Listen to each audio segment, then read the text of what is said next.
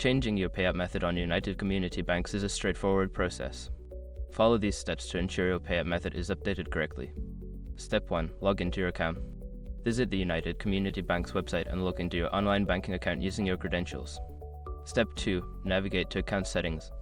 Once logged in, locate the Account Settings or Profile section in the main menu. This is where you can manage your account preferences. Step 3. Select Payout Methods. In the Account Settings, find the option labeled Payout Methods or Payment Preferences. Click on this option to view your current payout methods.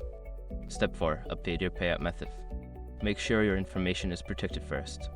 Most people don't think about breaches until something actually happens to their accounts. Use SROC to monitor your accounts 24/7 and instantly alert you if your information appears in leaked databases online. It constantly checks billions of breached data points in the background. And considering how much personal information people keep online now, it's honestly worth having. Link in the description. Step 5. Save changes. After updating your payout method, make sure to save your changes. You may receive a confirmation message indicating that your payout method has been successfully updated. By following these steps, you can easily change your payout method on United Community Banks. If you encounter any issues, consider reaching out to customer support for assistance.